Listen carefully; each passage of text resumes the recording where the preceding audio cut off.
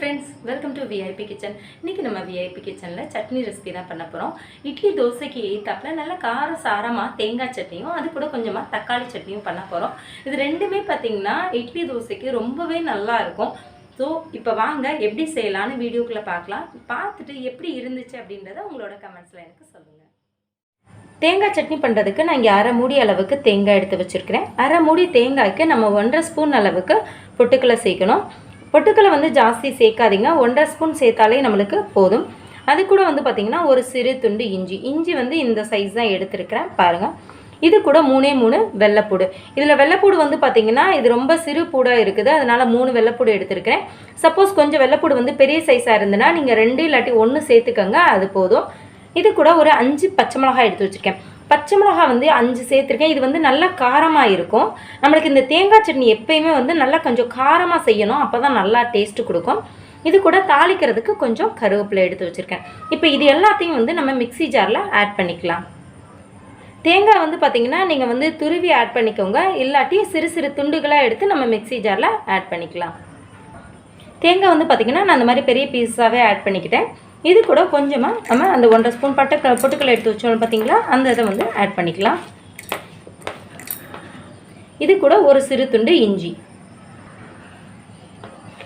இது கூட 3 வெள்ளைப்பூடு பச்சை மிளகாய் சேர்த்துக்கலாம். இப்போது சட்னிக்கு தேவையான அளவுக்கு சால்ட் ஆட் பண்ணிக்கலாம். இப்போ இதில் முக்கியமாக நம்ம ஆட் பண்ண வேண்டியது இதுதான். 1/4 டீஸ்பூன் அளவுக்கு கொஞ்சமாக நான் சீனி ஆட் பண்ணுறேன். நம்மளுக்கு ஹோட்டல்லாம் வந்து பார்த்திங்கன்னா அந்த தேங்காய் சட்னியோட டேஸ்ட் வந்து ரொம்பவே டிஃப்ரெண்ட்டாக இருக்கும். அதுக்கு காரணம் இதுதான். அவங்க என்ன பண்ணுவாங்க, நல்லா காரம் சேர்த்துட்டு அதில் கொஞ்சமாக வந்து சர்க்கரை இல்லாட்டி சீனி சேர்ப்பாங்க. சீனி சேர்க்கும் போது நம்மளுக்கு ரொம்ப நல்ல டேஸ்ட்டு கிடைக்கும். இப்போ வாங்க இதை வந்து அரைச்சி எடுத்துடலாம்.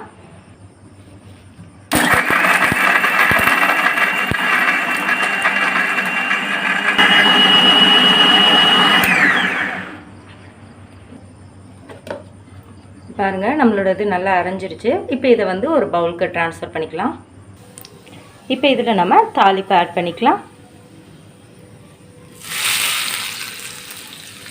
தாளிப்பில் பார்த்திங்கன்னா கொஞ்சமாக கடுகு உளுந்தம்பருப்பு கருவேப்பிலை மட்டும் போட்டு ஆட் பண்ணியிருக்கேன். பாருங்கள், காரசாரமான தேங்காய் சட்னி நம்மளுக்கு இப்போது ரெடி ஆயிடுச்சு.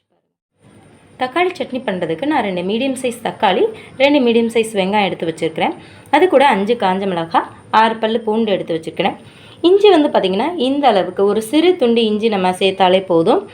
இது கூட நம்ம ஒரு சொல புளி அளவுக்கே வந்து பார்த்திங்கன்னா சர்க்கரை எடுத்து வச்சுருக்கேன். கொஞ்சமாக வந்து சர்க்கரை ஆட் பண்ணால் போதும். சப்போஸ் சர்க்கரை இல்லாட்டி நம்ம வந்து மண்டை வெல்லம் கூட ஆட் பண்ணிக்கலாம். இப்போ இது எல்லாத்தையுமே வந்து நம்ம ஃபஸ்ட்டு கடாயில் வதக்கிடலாம்.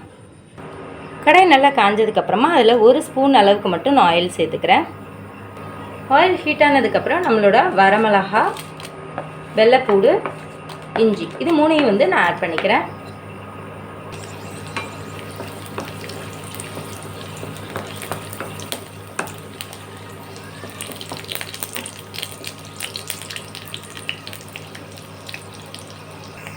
இது கூட நான் வெங்காயத்தை மட்டும் இந்த மாதிரி பெரிய பெரிய சைஸாக வந்து கட் பண்ணி எடுத்துக்கிறேன். நம்ம ரொம்ப ஃபைனாலாம் கட் பண்ணணும்னு அவசியம் இல்லை, பெரிய பெரிய பீஸஸாகவே வந்து நம்ம கட் பண்ணிக்கலாம். கட் பண்ணிவிட்டு நம்ம இதில் சேர்த்துக்கலாம்.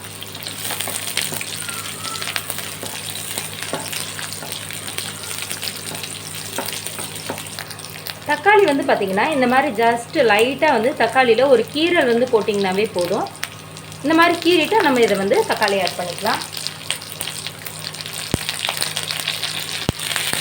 தக்காளி வந்து முழுசாக கட் பண்ணி போடணும்னு அவசியம் இல்லை. நம்மளுக்கு வந்து லைட்டாக வந்து தக்காளியில் கீரல் போட்டுட்டு நம்ம இந்த மாதிரி முழு தக்காளியை ஆட் பண்ணிக்கலாம்.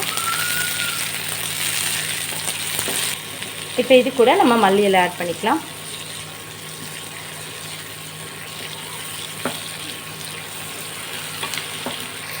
இப்போ இது வந்து நம்ம அடுப்பை ஆஃப் பண்ணிவிட்டு நல்லா ஆற வச்சிடலாம். ஆற வச்சுட்டு நம்ம மிக்சியில் போட்டு அரைக்கும் போது புளியும் நம்ம சர்க்கரையும் சேர்த்துக்கலாம். இப்போ இது வந்து நம்ம மிக்ஸி ஜாரில் ஆட் பண்ணிக்கலாம்.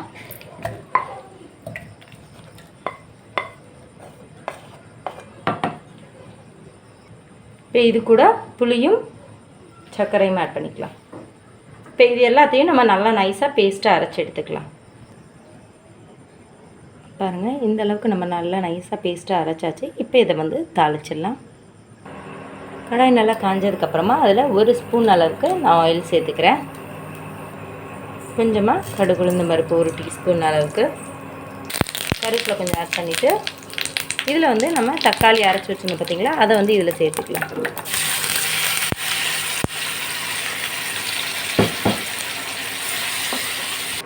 இப்போ தேவையான அளவுக்கு நம்ம சால்ட் ஆட் பண்ணிக்கலாம்.